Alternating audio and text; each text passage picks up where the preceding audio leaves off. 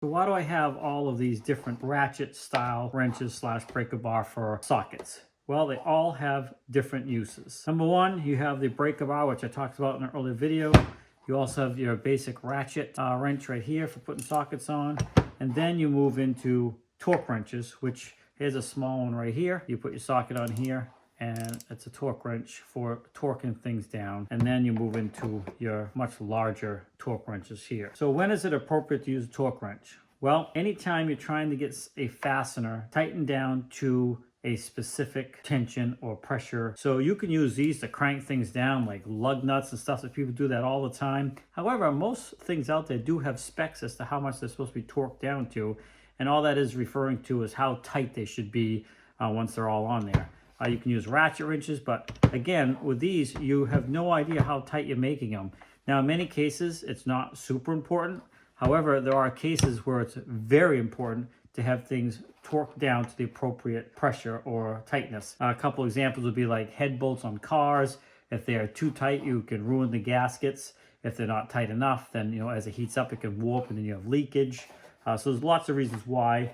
A good example for a time that I used a torque wrench recently is putting these on. And what this is here is one tooth to a wheel of a stump grinder. Now, those things, if anybody's seen stump grinders, those things spin at a very high rate, and these teeth are bolted on a large flywheel type thing that go around and they cut into the stump and basically grind it down.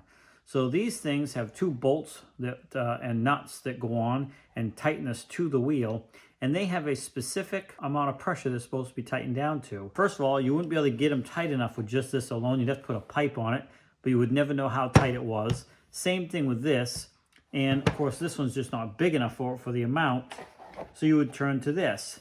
And how this works is you would crank this handle to the appropriate pressure, or foot-pounds or inch-pounds, depending on what it calls for, and then when you tighten it up, you will hear a click similar to that when you've reached the appropriate pressure and tightness. So it's very important to use these in certain situations, because the last thing you want is something like this to come flying off when you're grinding a stump. So, safety comes into play, as well as damaging or ruining your equipment that you are putting your fastener on. So that's just a good example of a reason why you should have a torque wrench in your shop as well. Now you have this one here as well. This is, of course, for much smaller or lighter weight things.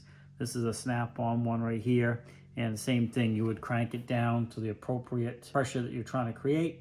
And then when you ratchet this down, when it gets there, you'll hear an audible click, and you know you've reached your appropriate pressure. Hey, if you're liking this video, make sure you hit that like button. If you like tool stuff, this is one of the places to be. So you do have multiple options as to what kind of torque wrench you want to use. I will, this is a Husky one here. I'll put a link in the description. I mean, I don't have a particular favorite brand. In my opinion, get what you can afford, of course. But if you're doing stuff that requires a torque wrench, you really got to have one in the shop. So I'll put a link in the description for, maybe the torque wrench page on Amazon. You can take a look and see what the ones that might be best for you. But and also I might even put a link in for breaker bars and ratchets and things like that as well, because all of these things have their use. So check those out in the links below, and have a great day. We'll see you in the next video.